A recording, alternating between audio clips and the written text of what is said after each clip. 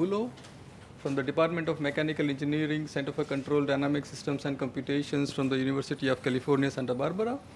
He'll be talking on network systems in science and technology. Well, he has to keep his introduction short. And that helps because there's lots of things, lots of awards and things like that. So I'll just say, well, we would know Professor Bullo's work from his famous book on geometric mechanics. Thank you. With Andrew Lewis. That's correct. And that is we follow that quite religiously. And it helps me to teach geometry control in a very good way. So, Professor Bullo. Thank you. Can everybody hear me? Thank you so much for the kind introduction. Thank you for the invitation to this wonderful conference. It's been a great honor and a pleasure to be here. I enjoyed all the two plenaries and the presentations I attended so far in this wonderful location. So today I'll talk to you about a topic that has been close to my heart for the last couple of years. It's a talk, I do want to make a clarification. It's a talk that is closely related to one I gave exactly 13 months ago at CDC in Japan. Professor Vidyasagar invited me here and asked me to please deliver it today as well. So I will talk about a beautiful discipline of network systems, try to give it a tutorial and educational overview, show you some nice examples, some of the main results, and then I'll talk about two applications of this general theory, one in the area of science and engineering in power networks, and one in the area of the social sciences in the context of something called influence systems. So let's see if I can get through my ambitious program. As you know, there is an increasing amount of attention in research and technology being developed to large-scale systems, whether they are in the context of smart grids, whether they arise in robotics, in the context of, and they're related to our infrastructures. For example, on the bottom left, probably invisible to you, is a water network in the city of Portland, and there are large-scale structures that permeate our modern society. Similarly, network systems are prevalent and widely studied also in the sciences at large. For example, in social sciences, such as in sociology, people are very interested in understanding influence systems, evolution of opinions, decision-making, and performance of teams. And then also in topics such as ecology, here's a food web, economics, there is a Nobel Award-winning text describing input-output systems and the network relationships that describe the functioning of our economy. And in biology, on the right, there is an example of nuclear medicine, where in a compartmental system, one is able to perform accurate measurements about, through the injection of isotopes and X-rays. Now, before I continue, I've had a pleasure over the years to work with a talented group of students, many of whom, in fact, who graduated from one of the IITs. Today's work is the joint work with Florian and John on the power network side, and with Noah and Pong on the social network side. So this is the outline. I'll spend most of my time on number one, and then I'll give you a little bit of a flavor for topic 2 and 3. At its heart, I'm going to start with a very simple linear or affine formulation, and the complexity is really not in the A and B, but it's in the concept that these objects have very large dimensions, and in the desire that we have to explain the functioning of these systems as a function of the structure of those matrices and those graphs. So in what follows, I'll be trying to relate the structure of the network with the function of the system. And for this first half of the talk, when I talk about function, mostly I mean asymptotic behavior. But when I'll talk about power networks, I'll mean power transmission and so on and so forth. So the function of the network may differ in the different applications. Now, at the heart of this theory, there is a beautiful set of results that originated about 100 years ago with the work of Perron, followed up by the work by Frobenius. So there's really a beautiful and ultimately very powerful set of tools that originate in this theory. So here is a sketch of it. So it goes like this. You start to work with matrices that are non-negative. So this is a Venn diagram. Inside this particular, their dominant eigenvalue, and much information about their eigenvector. Specifically, for a non-negative matrix, it is known that there is an eigenvalue that is greater than or equal to in magnitude to the others. That eigenvalue is real and positive, or 0. And this eigenvalue comes with non-negative left and right eigenvector. I will denote them with the symbol v right and v left, and they will be relevant later on. if you are able to look, if your system provides you with an irreducibility property, then the Perron-Frobenius theory strengthens the results by saying that the dominant eigenvalue is now strictly positive, so you are sure now that it is strictly positive and simple, and the eigenvectors themselves are also strictly positive and unique modular rescaling. Finally, in the best and strongest of all cases, if you are dealing with a matrix that is primitive, then the eigenvalue is strictly dominant, meaning to say there is a strict inequality sign here. And what that immediately tells you, I hope you can all see, is that you can immediately infer properties about the asymptotic performance of the discrete time system defined by A. And that's the fact that the limit will become a rank 1 matrix described by the product of the two right and left eigenvectors, right? Normalized in a certain way. So this is a quite comprehensive understanding, and there is a much richer theory behind here with many more details that I am able to describe today. Now, one of the beautiful parts of this theory is that it has an equivalent, or it has a lot of connections, powerful connections, if and only if conditions, with algebraic graph theory. So in the study of graphs, you have certain properties that you can now nicely relate to the properties of the matrices themselves. So one of the key ideas is very simple, is that a very little calculation allows you to understand that the powers of the matrix A are closely related to the paths and to the number of paths and the weights of the paths in the graph G, the graph associated to the matrix. So specifically, if you take the matrix A, raise it to the power of k, and look at the ij entry, that entry is strictly positive if and only if there exists a directed path in the graph from I to j of length k. So that's a very nice result at the heart of many, many following results later on. It's very simple. The proof is just a couple of lines. You really write down the formula for the product of matrices, and you understand the meaning of each term. Now, for example, this is a derivative result, which tells you how to characterize when is a matrix primitive. And that result, remember, primitive means that you start with non-negative, but at some point in time after you take powers, it's going to become strictly positive. And it goes like this. Hopefully now you can see it and it's not cut off. So if you start with an arbitrary directed graph, you aggregate each of its strongly connected components. So a strongly connected component is a subgraph that is strongly connected, and you cannot be enlarged while retaining the strong connectivity property. And then now you construct and then the graph of strongly connected component is called the condensation or the condensed graph. And it has, it's here, I depicted here in colors. It's an acyclic directed graph, so there are no cycles because the cycle is strongly connected. And it has at least one sink and one source, just as every directed acyclic graph has. So that's a nice insight into the structure of these graphs that I will use in a couple of slides. So these are some basic elements of this theory. So now let me start to talk about some interesting dynamics that you can characterize using this theory, and that it actually pervades many different disciplines. So here is an example. So this is an averaging system, and it originates, for example, in the study of swarming. So here you have a swarm of fish, and a fish in the middle here decides to compare its heading and set its new heading to be equal to an average of the value of the headings of its neighbors. So that's, for example, the dynamics. In discrete time, I set xi at the next time to be the average of those values. Now, immediately you can write this as a linear time invariant system with the matrix A that is non-negative, because the averaging coefficients are non-negative themselves. So that matrix I'll refer to as an influence matrix, and what follows, it's a row stochastic, meaning to say it's not only non-negative, but also its row sums equal to 1.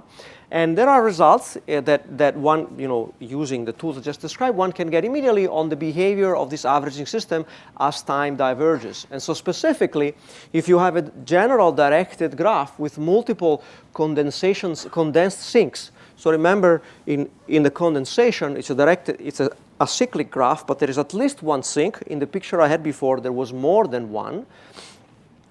In each sink, you will reach consensus.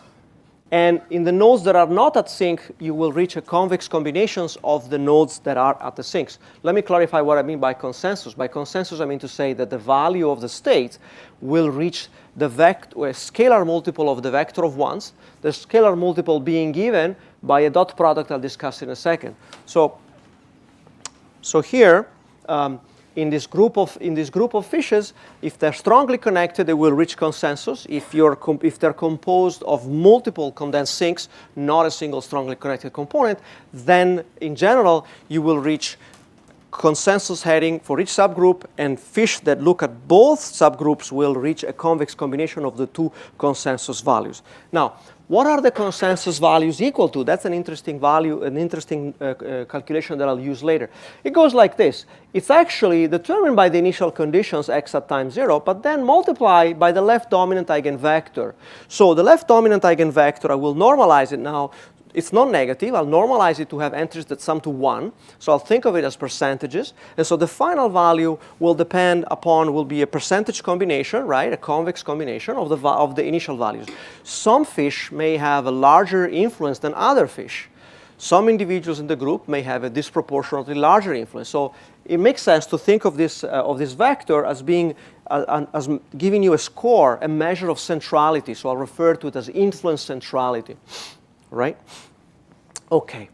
So a next example of a network system that I'd like to describe for you is another linear system. It's called a compartmental flow system. So here, if you can see this picture, this is illustrating a very famous water flow model for a desert ecosystem. Water enters the desert through precipitation. It's accumulated in the soil or in the plants or in the animals through uptake and drinking respectively. It then evaporates, or it transpires, or it evaporates from animals, or animals also eat plants and through herbivory. And so that's the way in which you keep track of where water is and how does it flow through the ecosystem. And so, of course, this is a system with a conservation of mass, which is water. So it's very easy to write constitutive equations at each node. That's simply Qi dot. That's the amount of water at location at compartment I, and it's the sum of the inflows, J to I, minus the outflows, I to J. There is also an outflow from the compartment to the environment at large, right? When the water evaporates, it leaves the system, it goes back into the environment. And from the environment, there is a certain input Ui, that's the amount of water that comes through precipitation, right? So now, if you make, this system in general could be nonlinear. In fact, I'll show virus propagation models later in which that is nonlinear, but one class of interesting system arises when you assume that the flow depends linearly on the amount of quantity of water in the donor in the original compartment. So here you set the flow from I to J to be a coefficient times Qi. And now you take all of the Fij, all of the rates coefficient, and you put them up in a matrix. That's an adjacency matrix for the graph that you see here in this picture. I'm going to call that capital F. That's the matrix of flow rates. And then you write this is continuous time, affine linear system. Q is the state. This matrix here describes how to go from the matrix of flow to the matrix C, which I'll refer to as a compartmental matrix. So a compartmental matrix will come out of this little calculation here from the flow rates, and U continues to be the input. So compartmental matrices are not row stochastic because they have some entries on the diagonal that are negative, or certainly they don't need to be not positive. So they're called quasi-positive or Metzler matrices with off-diagonal entries being non-negative. There is a beautiful theory for this, which I will not describe today, but I'll just refer to you and mention that there is a Perron-Frobenius theory for quasi-positive matrices. There is also very important sets of properties that are relevant in this type of system that have to do with when is the inverse of a certain matrix positive. And they also have their own version of algebraic graph theory, just like what I discussed for row stochastic matrices 5 minutes ago. Now, these compartmental systems are very easy to analyze with all of these tools. And immediately, for example, you get that the matrix C is Hurwitz, so all of the eigenvalues are on the left half plane, strict left half plane, so it's stable, if and only if the system, the graph that I'm describing here, is outflow connected. Outflow connected means that from each compartment of the system, there is a directed path that leads back out onto the environment. So if you're outflow connected, that's if and only if with you being Hurwitz, exponentially stable. And in fact, that immediately imply if any one of these two, and therefore both of these properties hold, then in fact the limit of Q is clearly equal to the unique equilibrium of this particular linear system, right? C, so you set the left-hand side to 0, you get that Q, the equilibrium value is minus C inverse U. Now, what you don't get, unless you use the theory of inverse positivity, you get confirmation that that value is non-negative, because of course you cannot have negative water or negative mass at each location. Moreover, you even get a specific result that says that at compartment I, the final mass is strictly positive if and only if it is inflow connected, which means that there is a directed path from the precipitation, from the inputs to that particular compartment, right? So these are not surprising results. What my point is that the beautiful theory leads you very quickly to deriving them in a straightforward way, rather methodically. Now, clearly, most interesting research problems arise in the nonlinear field. Now, in the nonlinear field, it's actually, you're dealing with very rich behaviors. In other words, for example, if you look at population dynamics, there may be limit cycles, there may be extinction of species. If you're looking at spreading processes, I will show you an example where a virus dissipates and is very quickly neglected in a population and it dies out, or if the parameters of the virus propagation surpass a certain threshold, there's a bifurcation, and after that there is an epidemic outbreak. So there's interesting behavior, and then in the case of coupled oscillators, I'll briefly talk about the possibility of synchrony or asynchrony. So all of a sudden, when you are looking at a nonlinear network system, there's a rich variety of behaviors that can arise. But the linear system theory is still relevant, and you will see how you can use it in just a second. So let me show you just a couple of examples of nonlinear network systems and to show you some of this richness. So if you look at the way in which animals interact, for example, here I have a picture of clownfish and anemones. In some cases, they help each other. So this is a relationship of mutualism between the fish and the plant. And now, how do we model this? So there's a classic model in population dynamics called the Lotka-Volterra model. Many of us have seen the two-dimensional Lotka-Volterra model that gives rise to a limit cycle. That's a predator-prey example. Here, I'm showing a different example. So suppose, once again, that xi is the quantity or density of species I. Now, how does the how does the rate of growth, that's not the absolute rate, but the relative rate of growth of species I, how does that depend? What does it depend upon? You see, if you neglect the second term, imagine it's only a function of bi, then you get that your species is either exponentially exploding to infinity or dying off. So that's not a very realistic model. Clearly, even if the species starts, at some point in time there will be bounded resources. So you really should assume that your evolution is growing, but then should tail off, right? So that's a logistic equation. What that means is that in order to get the logistic equation, you want to have bounded resources, so bi could easily be negative and aii would be positive. Now, more generally, this is a term that describes the interaction between the species. So aij describes whether I benefits or does not benefit or has a negative impact from the presence of species j. So in fact, if you look at the pair of entries aij, aji, they can both be positive, in which case both species help each other. They can be of opposite sign. That's a predation type of relationship where one species benefits and the other has a negative impact from the presence of the first species. Or it could be one of competition in which both of them maybe feed on the same resource and therefore have a negative impact from the presence of the other species. Now, as I said, there are rich behaviors that occur in here. In the example that you may be familiar with, there's a periodic behavior. Here, let me talk about the case in which there is mutualism. Now here, you have logistic growth if the coefficient bi is positive. So when the species starts at 0, when there's very limited amounts of species, the species tend to grow. But then aii is negative, which means that when the species is large, then the bounded resources will give a negative impact. Moreover, let me once again repeat that it makes sense to assume bounded resources, which means that it makes sense to assume that A is Horvitz, and I can relate that to the property of the matrix A. And then I will assume mutualism. I will assume that aij is non-negative. So now what one gets very quickly, once again, is that the natural behavior that you can expect does in fact take place, which is to say that there exists a unique steady state, it is strictly positive, and all trajectories converge to it. So that's a case in which you can conduct a complete analysis. Here's another example. It comes from epidemiology, where I have a nonlinear network system. Here I start from the case in which so here in the illustration, I have a network, I have nodes. These are individuals that are in contact with each other.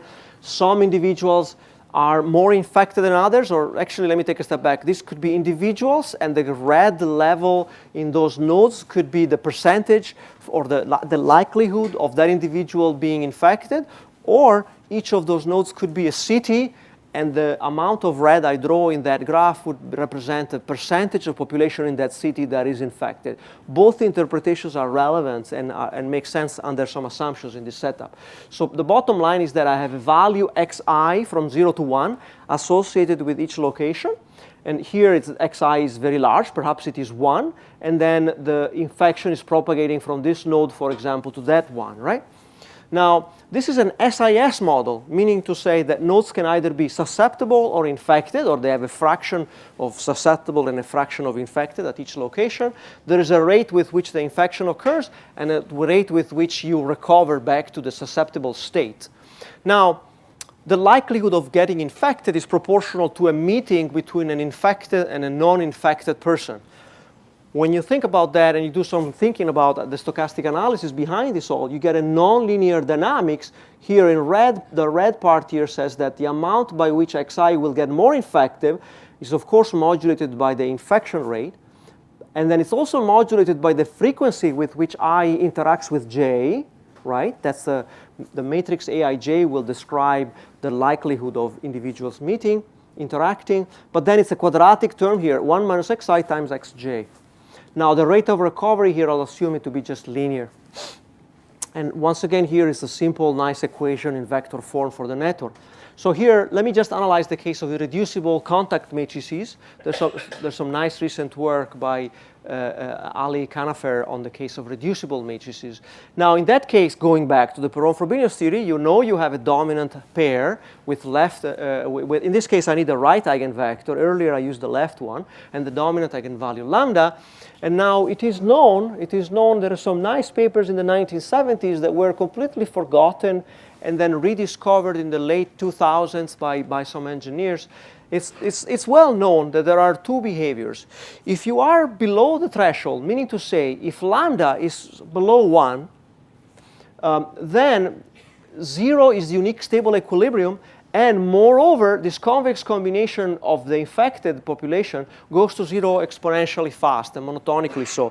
So what is lambda? Lambda, after I do all of the rescaling, the eigenvalue of A here as the interpretation of the reproduction number. In other words, if you're an infected individual, while you're infected, on average, how many individuals will you infect? If that number is below 1, then in fact the epidemic will disappear exponentially monotonically fast. Instead, if lambda is greater than 1, so here there is a bifurcation going from lambda below 1 to lambda above 1, then 0 becomes unstable, a new equilibrium x star is born, strictly positive at each location because the matrix is irreducible, and in fact it is easy to, well, not easy, but with some work using Lyapunov functions, you can prove that all trajectory will convert to the endemic state. This is called endemic, meaning to say it does not, the infection does not disappear. Now, I've shown to you the two examples. I didn't talk to you about what tools I used to study them. Now, I did use algebraic graph theory and Perron-Frobenius theory, but of course, then these are nonlinear systems. You do need to use nonlinear systems theory. And so now you use the standard nonlinear stability theory. There's lots of beautiful results on passivity. Professor Arkach has wonderful results precisely on this domain. The case of passivity for network interconnected systems. There's also beautiful theory of cooperative competitive systems and their generalization to monotone systems. So, but it's fair to say that there aren't a lot of special purpose tools just for network systems, and I think there's still work that can be done in this domain. Now, just for fun, let me briefly mention the results that I've shown to you. How did I obtain them? How are they obtained in the literature? There are, in fact, alternative equivalent proofs, but for example, in the case of the mutualistic Lotka-Volterra model, you can use cooperative systems theory. In cooperative systems theory, it's known that if the Jacobian of your nonlinear map is quasi-positive, then almost all bounded trajectory will converge to an equilibrium. And you can show that's a unique equilibrium, and so on and so forth for that particular system. Now, in the case of the network SIS model, you do set up certain, you set up a certain map, you set up iterations, and you use the LaSalle invariance principle to establish convergence ultimately. Now, these slides are available on my website right now. I have added some references in here to describe some of the beautiful, rich literature. In fact, one of the earliest references I found on averaging, despite the work of the control community in the year 2000, originates all the way back to the work of sociologists in the 1950s. I think there's been a lot of work then also in the area of distributed algorithms and computation. I think Professor Borkar mentioned this morning the work by Tsitsiklis. That's precisely related to what was discussed earlier this morning. I think in the context of compartmental system, that's a separate stream of research that is also old and rich. There's a very nice book by Walter and Contreras on compartmental modeling. Now, in the context of Zlotka Volterra, there's beautiful work by Go that appeared. There's a couple of beautiful books and papers by him. There's a Japanese scientist by the name of Takeuchi who also collected a nice set of results on Lyapunov functions in this domain. And this is all related to the topic of evolutionary game theory. That's also beautiful sets of results. And now in the case of network SIS, the two references that I was mentioning earlier have been forgotten. Our work by Laimanovich in New York in 76 and by Heathcote in 78, which already set up some of the nice model and some of the results. Again, they were completely forgotten for a good amount of time. Now, this is now a plug for my free book that you can download off of my website. So this sets of theories and tools and examples and motivating applications I've tried to put in a book that I'm still working on, and you can find on my website. If you are an instructor, I have slides and I have answer keys that I am more than delighted to share with you.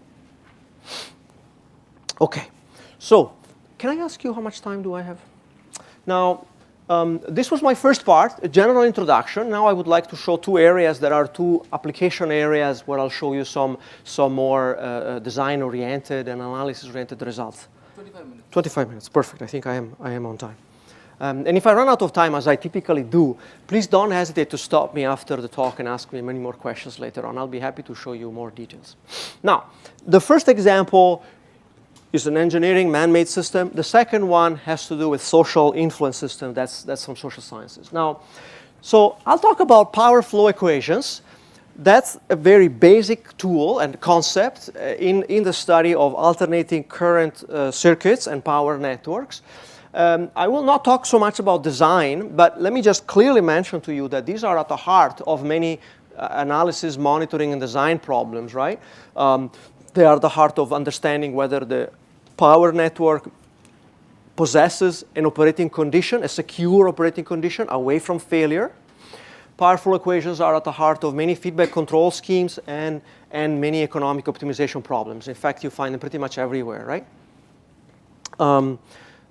They have to do power flow equations. What do? They relate the voltage and the voltage, magnitude, and phase with the active and reactive power injection and with the network topology, right? At each node, you have injection of active and reactive power. At each node, the voltage, it's a phasor. It's described by a magnitude and a phase.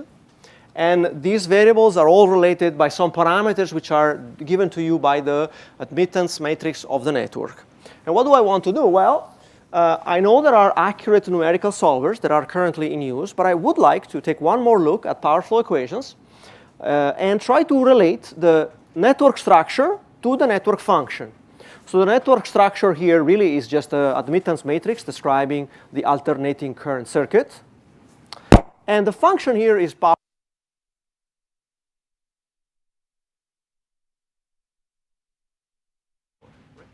Active and reactive.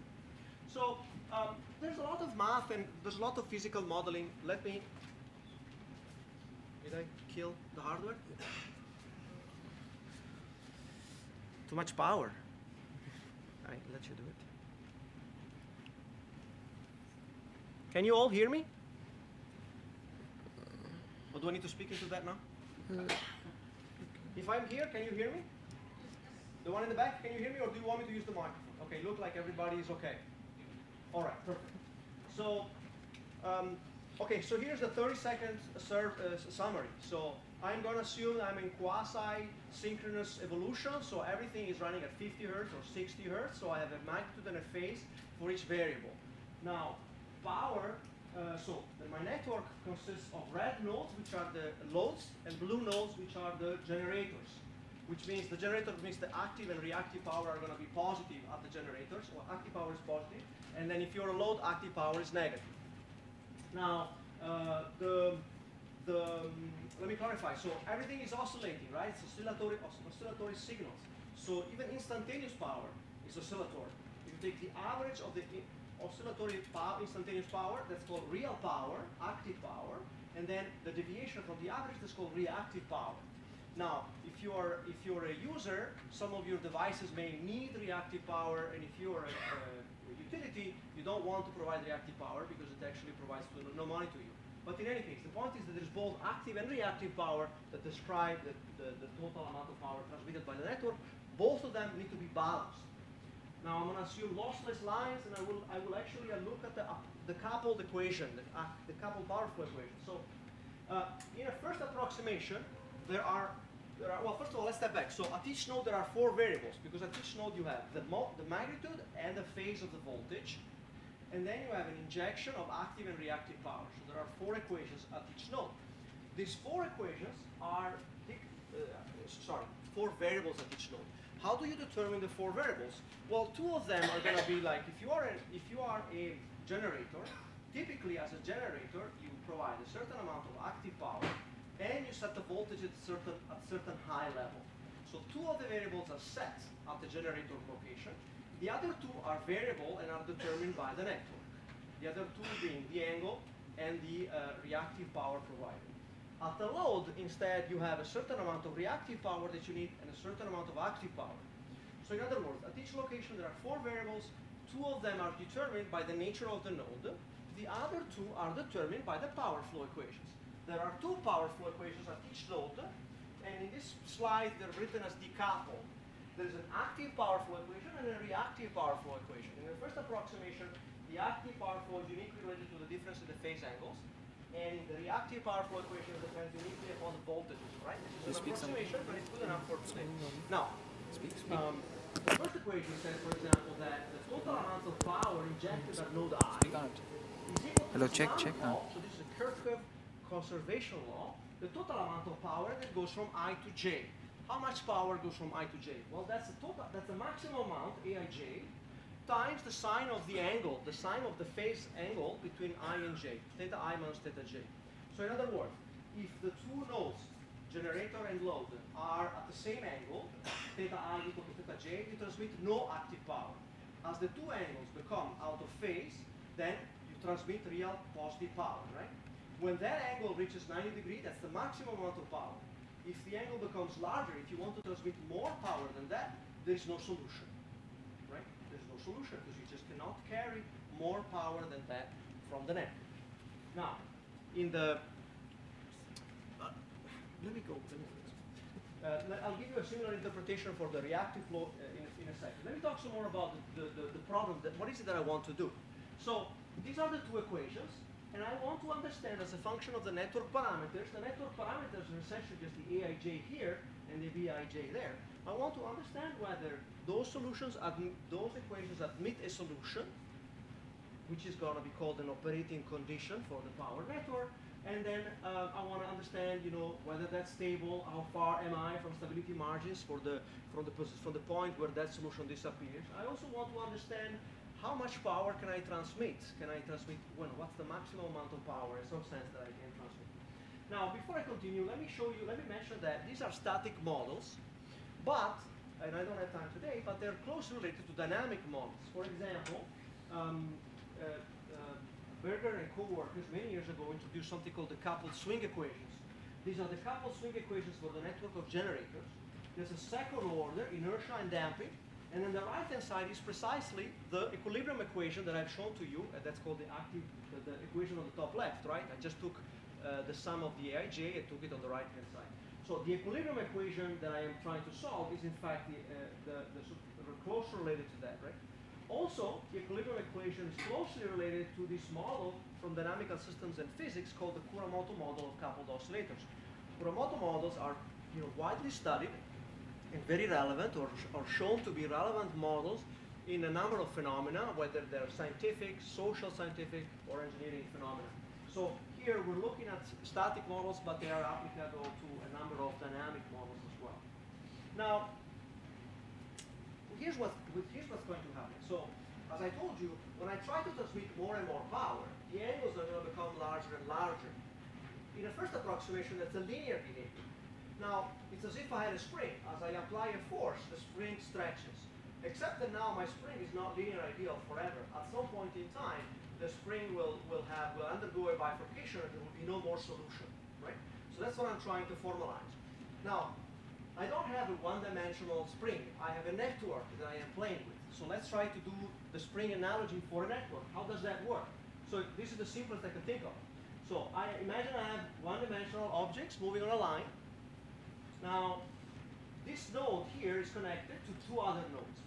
What's the total amount of force that it perceives? Well, that amount of force is equal to the elastic coefficient times, this is the force at node J, sorry, at node I, that's where is xj minus xi, so proportional to the distance, right?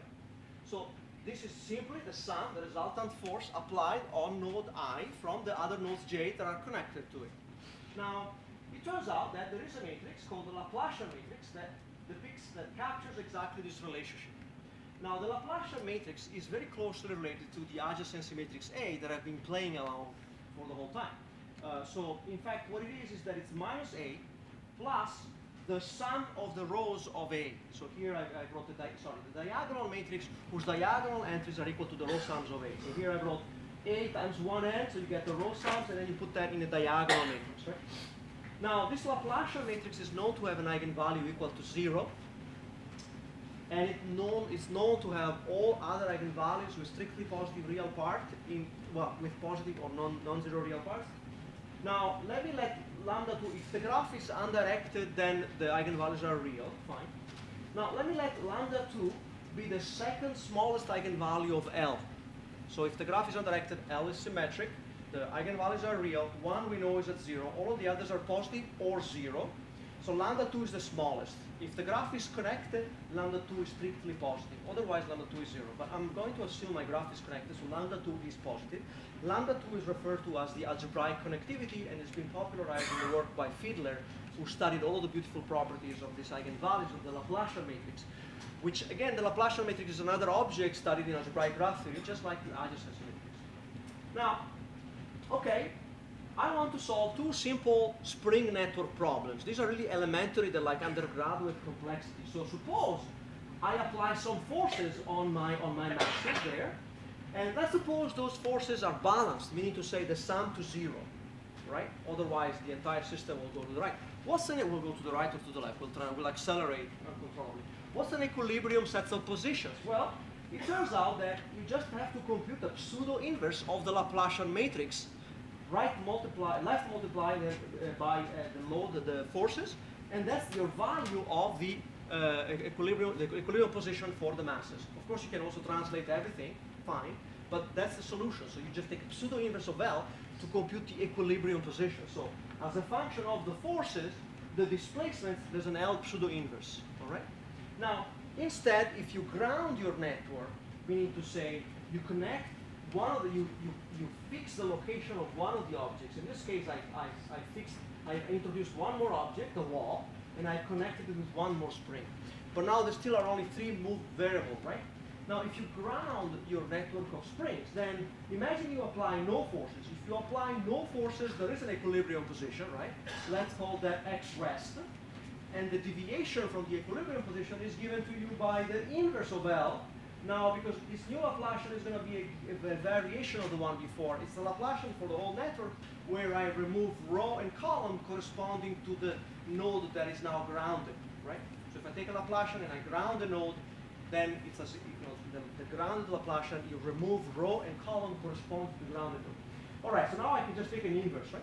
And the force. So notice that the deviation from the rest is proportional to the force that I have applied and then modulated by the inverse, right, of the Laplacian. So keep in mind these two simple examples. I didn't prove this, but these are very straightforward. You just have to do the little analysis. Now, what am I trying to do?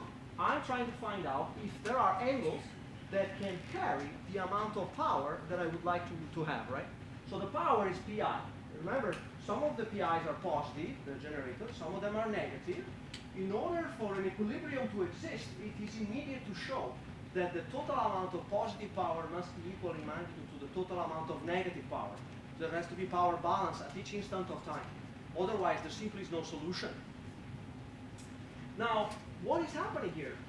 Here, the analogy is that with the network of springs on a ring. In other words, as I am increasing the amount of power, it's as if I was applying a negative torque on some nodes and a positive torque on the others, and there's a spring between them. If I apply small torques, I have a little power demand, that angle will start to open up. If I keep demanding the transmission of more and more power, finally I will reach the angle whereby the torque is actually decreasing and I find no more solution. How do I quantify this? So it's a question of the strength of the connectivity given by the network of springs and the power transmission. So it goes like this. So you should think of the torques as the active power and the displacements as the power angles. And then as you keep applying more power or trying to transmit more power, you will find the angle pi over 2, at which point in time you will lose synchronization, you will lose the existence of the angles being capable of transmitting that amount of power. So these are the theorems that we were able to write. We talk about the fact that if you look at the pairwise differences in the power, and you look at the 2 norm of it, so that's related to how much power you're trying to transmit, if that quantity is less than lambda over 2, which is a measure of the connectivity of the spring network, then in fact it is true that equilibrium angles do exist. And then that's true for all graphs. So that's one of the sharpest conditions that I know of as of today for the existence of solutions of that set of equations. It is not sharp, meaning to say, actually numerically you can find solutions even when that condition is violated. Now, we also have sharp conditions, but for graphs that have more structures. For example, if you're looking at a tree, if you're looking at graphs with short cycles, or if you're looking at the complete graph, then I have a different condition, and that says, look at the L pseudo-inverse P. Remember, this L pseudo-inverse is exactly what we had earlier in the case of this spring network with the balanced torques, balanced forces applied to it. And I need the infinity norm, so the maximum of the pairwise differences to be less than 1. That's an if and only if condition for the existence of solutions. So here, in summary here, I'm using this interpretation of spring connectivity to give sufficient conditions for the existence of an operating condition and for an understanding of how much power I can transmit. Now, in the case of reactive power, the model is slightly different, but there's lots of similarity. It goes like this. So literally, as I was saying earlier, at a load, I have a certain reactive power demand. And the question is whether, so the generator will provide whatever reactive power is needed. I'm working under that assumption. The generator will set a really high voltage. And the question that you want to answer is, does there exist a high voltage solution at the load? So at the load, so here's the picture. The voltages at these are the blue nodes that are the generators. They are at high voltage and they do not move from there. At the loads, I apply reactive power, which is a way to think about I am pulling down the loads. The loads are being kept up by the network through springs described by the coefficients Bij. But if you pull them down too much, if you require too much reactive power at the loads, then in fact the spring network will snap and there will be no more solution. So there's going to be voltage collapse and the voltage at the nodes will drop. So this is again on the vertical axis, there's voltage here. So when the spring network is very strong, everything is a high voltage, but when you pull down sufficiently, finally in the end you will have voltage collapse.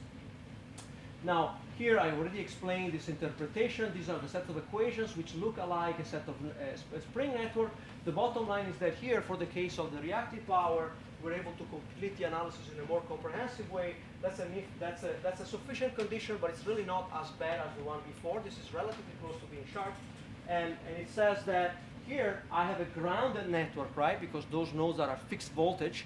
So then it's no surprise that I get an inverse grounded Laplacian. There's a scaled version of it, not to worry about it. And that's Q loads. This is the force that is being generated at the loads. And if that in magnitude is each of those entries of that vector in magnitude is less than 1, then a high voltage equilibrium solution will exist and you are guaranteed to avoid voltage collapse. All right? So this is the setup and these are the 2 results. And they're clearly nonlinear, one for active, one for reactive, but they have this feature of using these Laplacian matrices and this other intuition from linear network systems theory. So I didn't talk about design results, but let me just mention that there are some results, some design papers that we've wrote and others wrote that exploit some of this graph theoretic and geometric understanding. Now, in the remaining, here I have some references for you to be able to follow up. There's some really nice work some really early work by Tavora and Smith, which already identified the power flow equation and wrote nice, sufficient, and necessary conditions early on. There is the work by Kuramoto, of course, that created lots of work. And then there's an early paper by Arapostati, Shastri, and Varaya, Wu and Kamgai, and so on and so forth. So lots of interest in power flow equations. Now, in the remaining 10 minutes, or 5 minutes, I will give you a glimpse of some recent work that we have conducted in the study of social networks. So the dominant trend here is that we are engineers, we have quantitative methods and tools and understanding, and there are people across the aisle working in social sciences who have an understanding of phenomena and have a desire to quantify that understanding, but don't maybe have the tools, and until yesterday didn't have the measurement methods to be able to do that. So, but nowadays, with the advent of online social networks, and with just in general the availability of computing power, there's things that can be done. So now, let me skip the setup here. Let me talk to you about what is the problem that I am interested in. So, one of the dominant models for opinion formation is that same that I showed earlier for the fish swarming of averaging. So in other words, a group of individuals will discuss, will have a certain opinion at the initial time, and the final opinion to which they will agree with is a consensus opinion under some conditions, and that consensus opinion is determined by the left dominant eigenvector, the centrality vector. Now, even if the matrix A for us is a square matrix with all entries being identical, in the context of opinion dynamics and social networks, the entries of the matrix A have different interpretation and meaning. The diagonal entries of the matrix are the self-weights, are the weights that an individual assigns to him or herself, whereas the off-diagonal entries are weights that an individual willingly accords to others. Mathematically, it is easy to reparameterize the matrix A in the following way. I take all of the diagonal entries, and I call them diag-x. Those are the self-weights. I think of them as variables. And then I reparameterize the off-diagonal entries, and I define a new matrix called W. That's also row stochastic, just like the matrix A, with a little bit of thinking. Now, the vector here that determines the final opinion is the left dominant eigenvector of the matrix A. But by W left, I denote the left dominant eigenvector of the matrix W. Now, in applied psychology and in applied psychology and group sociology, people have understood the following psychological process. It's called reflected appraisal. It's really well established. It goes back to 100 years, so it's not a brand new topic. It goes like this: imagine you are in a group that discusses a sequence of issues a long time. Now, as an individual, you dampen or elevate your self-weight depending upon what happened during the previous conversation. Let me explain. When you elevate your self-weight, that means that you become more close to interpersonal influence, because in setting up your new opinion, you're using an increasing percentage in your decision-making of your previous opinion. So as you elevate your self-weight, you become more stubborn and less open to interpersonal influences. How does that happen? That happens like this. Your level of self-reliance, self-weight, and stubbornness will increase if you had influence centrality in the previous decisions. What's the influence centrality? That's the vector V left that I talked about already twice. Meaning to say, if you're part of a decision-making process and you have a big impact on it, you perceive to have a big impact on it, what that means is that tomorrow, when you go into the same group and you have another discussion, you tend to be more stubborn, more self-reliant, and to let the opinion of others influence you less. Vice versa, if you keep going to meetings and every time you go and you speak your mind, nobody listens to you, and your opinion has a very limited impact on the final outcome of that group's decision, then the day after tomorrow, when you go to that meeting, you're going to be less stubborn and more open to interpersonal influence. So this phenomenon lends itself naturally to being written as a dynamical system, that is a feedback system, that comes together by putting together all of these elements that I've talked about. So at the beginning of issue S, individuals have a certain level of self-reliance. Based on that, and based on the interpersonal relationships, you can form an influence matrix. That influence matrix is what determines the outcome of that particular discussion. But beside the outcome of that discussion, I am interested in knowing who had power and centrality in that discussion. That's measured by the vector V left. Now, V left is the social power. How much power did an individual have in the social decision? In a simple approximation, V left is what determines the level of closeness, the level of self-weight of the individuals for the next issue. Does that make sense? So it's a feedback, it's a closed-loop system. And it's a dynamic system, right? In fact, after some math, you can even write a formula for it, which is not all that important right now. The point is that, what is the problem that I am trying to solve? Well, as before, I would like to relate network structure to network function. Here, the function is the social power. Who has power in a group? Do you have a group that reaches, with time, reaches autocracy or reaches democracy? In a democratic group, everybody has 1/n power, and in an autocratic group, one individual has a predominant share of the power. Now, as a function of the interpersonal relationship, interpersonal influences, do we go towards autocracy or do we go towards democracy? This model is capable of making such predictions. Now, the single mathematical result with which I will more or less conclude my presentation goes as follows. It turns out that under some mild assumption on the initial conditions and on the interpersonal network, all solutions will converge to a unique fixed point. So all solutions converge to a unique fixed point. When I say this to my friends in sociology, the way I say that is I say the individuals will forget their initial values of self-weights, because you will converge to a value. It doesn't matter where you start from, right? At the end, you will have that particular self-weight, right? So it's a way of saying, even if you have a sequential meetings of groups of individuals, some of the individuals come, and at the beginning they're very stubborn. In fact, this is a social, this reflected appraisal mechanism is a social mechanism that will tamp down that stubborn person and will make that person more open to interpersonal influence. Or vice versa. Perhaps you have a person that is very shy and doesn't speak up in public, but as an outcome of this process, in the end, may be very powerful in the group. So that's what this mathematics says. It says that you will converge to a unique fixed point. Now, interestingly, is what is that unique fixed point? How does it depend upon the parameter of the system? Well, the parameter of the system is just a matrix W of interpersonal accorded weights. So in other words, this is really a social phenomenon, meaning to say that my final self-weight will depend upon the network of interpersonal appraisals. It doesn't have to do with my initial value self-weight. It doesn't matter whether I'm stubborn or shy at birth. It depends upon the interpersonal social structure. At least that's what this model predicts. Now, this model predicts also that the vector of equilibria is closely related to the left dominant eigenvector of the matrix of interpersonal appraisals in two senses. First of all, it has the same ordering, and second of all, it displays a little bit of social power accumulation, meaning to say the individuals who have a dominant amount of centrality in the matrix W end up getting an even larger amount of power X star, whereas the individuals who have low W lose some of the centrality X star. I apologize, I think I went really fast here because I'm running out of time, but if any of you is interested in this topic, I'll be delighted to add more details. Here I have two simulations.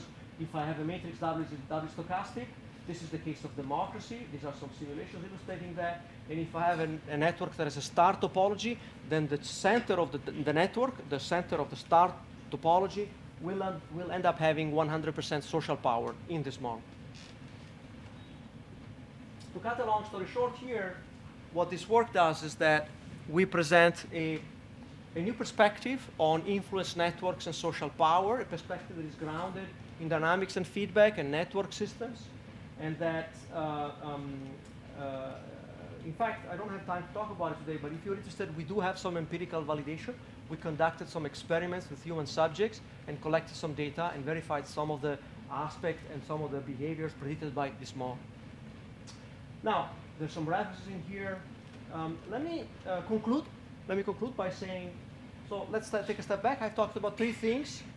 I've shown to you a number of examples coming from biology, coming from compartmental flows, coming from engineering, epidemics, and so on and so forth. Now, many of these systems, so the main point of my talk was that there's a beautiful theory, beautiful and powerful, that allows you to really study the dynamical properties of these systems by using standard matrix theory tools.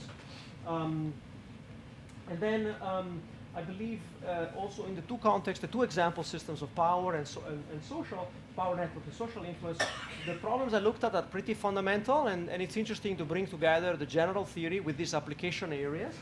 And then finally, I do believe that as a control community, we do have the tools to be able to reach out and talk to these communities of social scientists or ecologists or whatever it is that have interest in these application domains, and I think we can bring to bear tools that are relevant and helpful.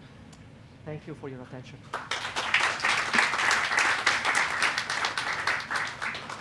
We take a couple of quick questions.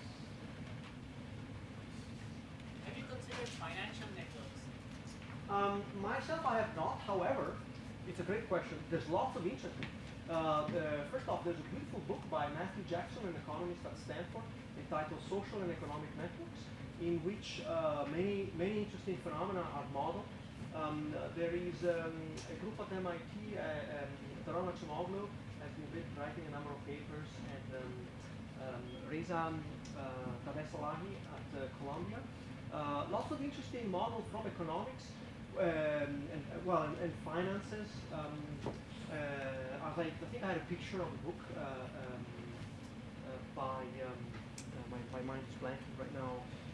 Nobel Award-winning work on input-output systems. So, yeah, I have a generic answer for you. I haven't myself worked on it, but I believe there's plenty of interest in understanding how shock propagates, the effect of noise, competition, and so forth. You assume that models are available for you like upfront.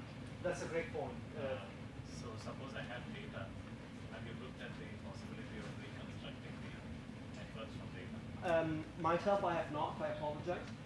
Lots of interest in there as well. There's a very rich domain. There's methods coming from probability theory, methods from learning, methods from structured systems theory. So yeah, I have not done that today, but it is something that is absolutely.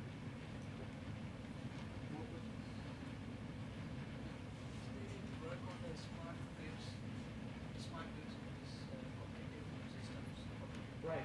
Is there any work on it? Well, there's a new transactions on it. Yeah. So in some of the let me just take your question and expand on it. There's lots of interest in smart grid. There's lots of interest in integration of renewables. Many of the papers I've read start pretty much exactly with the introduction of the power flow equations, and then the design of control suites to guarantee the existence of primary, secondary, tertiary objectives. So you want to stabilize the frequency, you want to have a fair allocation of the power demand to the various generators, and then finally you also want to solve some economic optimization problems, tertiary objectives. So there's very rich literature. People have looked at problems which are with decoupled equations, like I showed today, just active and reactive. But then, of course, people are also interested in making the models increasingly realistic. So we have some work in Automatica and in transactional industrial electronics, where we use one of the control strategies that have turned out to be useful is to use Bullo integral control, but with the new slant of adding averaging on top of it. So we have some papers on something called distributed averaging proportional integral control. One last question and I will ask. Okay, I don't know if I can formulate it nicely, but so talking of the social control, opinion building, and so recently that all this, pollsters, they get their polls wrong. Britain, including India, US, and there are people who try to also build opinion via social platforms, TVs, and all. So, what would be the impact of your work? How would you explain that phenomena, or the statisticians will do a better job than this? I think it's going to be an interesting case study for years and years and years as to what went wrong in the polls related to at least the U.S. elections. It's been incredibly surprising, or I should say, sorry, Britain. first. Britain was supposed to be, well, yeah, you're right as well, certainly.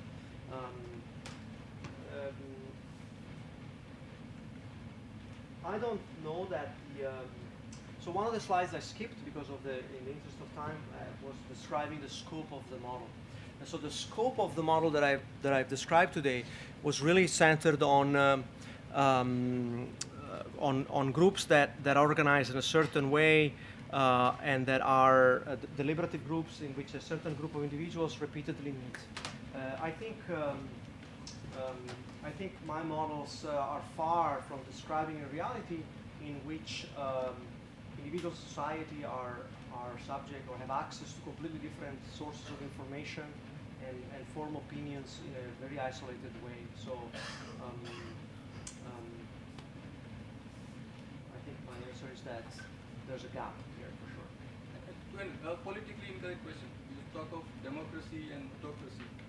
So, my apologies, but just on a lighter note, Yeah. Could we tell the American administration which country is ready for democracy, which is not? The American administration has been wavering between wanting to promote democracy or wanting to promote American economic business. So anyway, Okay. I will. Just on a lighter note. I will thank you again for your attention and not belabor the politics here. Okay. Let's thank the speaker.